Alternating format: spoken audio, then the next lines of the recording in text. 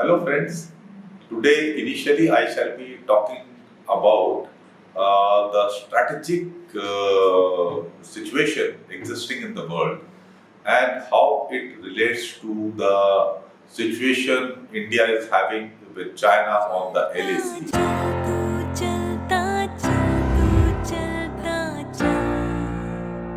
Current situation on the LAC. So we go back to 1991 when US won the Cold War and USSR disintegrated. Now US became the sole superpower in the world. And you would have heard a very popular saying that power corrupts and absolute power corrupts absolutely. So this exactly happened and US started taking unilateral actions. You would have seen those actions playing out in the Iraq war and various unilateral actions being taken by the US. And generally, the European world, or the West as we call it, were just happy or reluctantly tagging along. There was nobody who was resisting what was happening. Uh, the split up USSR was trying to find its bearings. Russia was under Boris Yeltsin was emerging as a democracy, and as things moved, you would know that how Putin came up as a strong man, and Russia is constitutionally a democracy, but actually is something else. It's sort of a dictatorship run by Putin, who eliminates all opponents. So it's a military power. Economically, there's nothing much to Russia. Anyway, so it's not no challenger. So multipolarity in the world was desired by many, including India, because we used to be friends with erstwhile USSR. They had been our traditional friends who had helped us in all kind of difficulties. And our weapons and equipment, to a large extent, military stuff was dependent largely upon the Soviet bloc, and thereafter the Russia which took on the mantle of the USSR. Domination of the West in military and trade matters, or financial issues, were disliked. And we had growing economies. China was the leading economy. India was also a economy growing at a good pace, and the idea of BRICS came up. And this idea resulted in the formation of the BRICS. And the primary reason was of BRICS coming up was to provide an alternative to the domination of the world by a sole superpower. Now, as things moved, you would know that China kept growing at a good pace while the others fell off, including India. We saw approximately 10 years of misrule of the UPA government, and it was followed in recent times by 6 years of even worse misrule by the Modi government. I would like to give some data because whenever we put anything, statements which are true, but there are so many buts and there is so much of false propaganda created by our present government that a lot of people believe in falsehood. They feel that actually these 6 years have been great. So for that, let me read out some major data points which will be there in this. So these are some facts. The NPAs have gone up over 6 lakh crores in this misrule period. The election expenditures have increased drastically. and you know how much money has come into electoral bonds and all. This links I have given, you can read all these things. In democracy, India has slipped to 51st rank. The buying of MLAs you've seen starting from Goa, then Manipur, Madhya Pradesh, and now this thing is going on in Rajasthan. So it's quite visible to all of you. After all, they are these politicians. You can't call them leaders. I at least don't call them leaders. They are opportunists who are trying to make good money through politics, and it is a very profitable industry. So you can read all these things, they are there. So you will know that this is what is happening.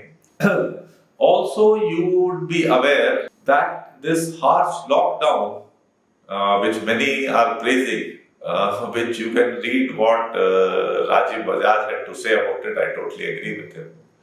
It has resulted in loss of GDP of about 10 lakh crores, and about 12 crore jobs have been lost, and the stimulus package announced of 20 lakh crores was actually nothing more than 2 lakh crores. It was far less than what is needed, and I mean things are pretty bad. Government has started talking about that green shoots are visible and all that. This is not true. Another thing you can see what is happening in front of our eyes, that the killer of Inspector Subodh Kumar in Bulandshahr has been rewarded by the BJP by a high post, which are things which are happening in front of your eyes. These are some of the things which you can't dispute. Anyway, you're most welcome to dispute. Political choices are yours, but the truth is what I have told. So, as far as my students are concerned, you should be well aware of what the truth is. It is very important. Now, coming back to the same issue. Now, since the BRICS did not develop the muscle what was required, the mantle of challenging US fell solely on the shoulders of China. And China was not going to let up just because the other nations were not growing. See a recent example. When Trump altered the US policy towards Iran and forced others to follow suit, India succumbed to the US's pressure. It suited our national interest to get oil from Iran as also get the connectivity through Chabahar port which we were developing. But we came under pressure, reason our growth was inadequate. Had we become as powerful a nation or somewhat similar to China, US would not have been able to pressurize us. As a result, we forced Iran to go into the hands of China. That is what has happened. You can read what happened on the Chabahar port and all that, what is happening. Now, in this background, let us come to the LAC situation.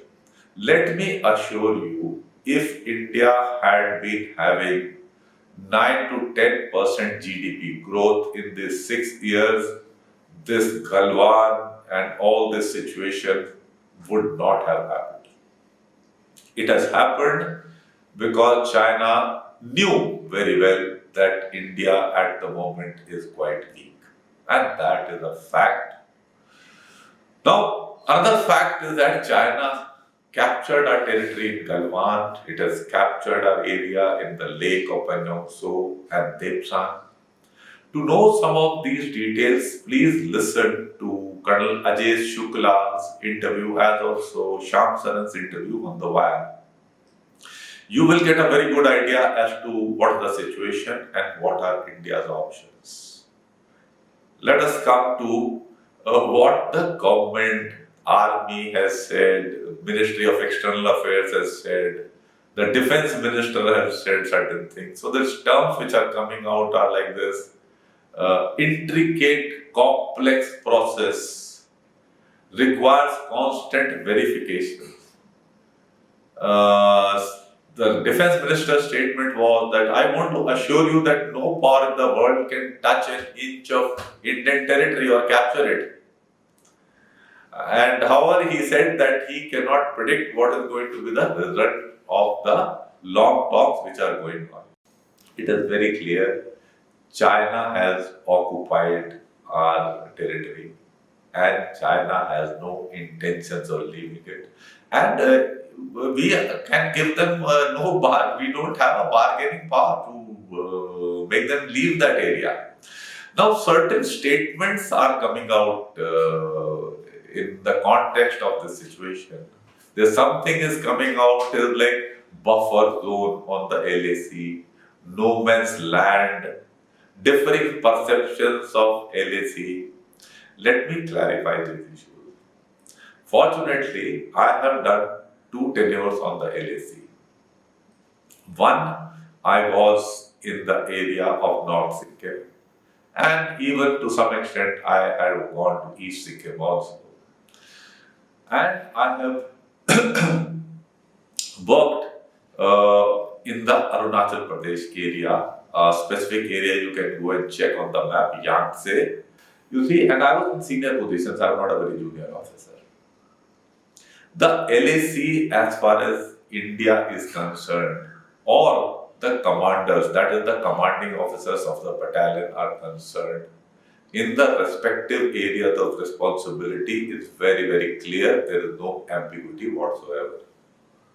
We have maps and we patrol and guard them. This is the only way we can guard them. So these terms like no man's land and buffer zone and all that, these are not there. It's very clearly demarcated. So accordingly, I have not served in Ladakh, but the analogy has to be the same. So I am quite clear that intrusion has taken place and we very well know about it. These are only confusing terms being created. And by whatever statements which are coming out that in April this has happened, then this happened, and slowly Defense Minister said that we don't know what is going to happen and all. They are probably preparing the public to accept that yes, intrusion has taken place. I mean, in short, what Colonel Ajay Shukla has said is correct. Government will probably say it in about 1, 2, 3 months or something like that. They will bring the public to that thing. Now, as I said, that China has. For me, a question comes to mind, which is difficult to answer, is why China did that or has done this. China knows very well that India talking about taking back Aksai Chin and all that is only political gimmick, it means nothing. And we have no intention of creating any trouble on the China-Pakistan economic corridor. So if they know this, why they wanted to threaten our airfield at Dwalta Beg, Oldie, and the infrastructure improvement which we had done, which was still it is nothing much compared to what China has. Their capability of deploying troops in that area is far, far better than us. Anyway, what I can make out is that one thing they have made very clear, that they have sent a very big message to entire Asia, and that is that they are the superpower in the region and they can change the LAC, alter it by occupying areas of their liking without firing a bullet. And that is what they have done. So this is the thing. Now, India's response of banning TikTok and some pseudo-nationalists jumping around to ban Chinese products is a little more than a joke. Trade with India, as far as Pakistan is concerned, is not more than 2.5% of their total trade.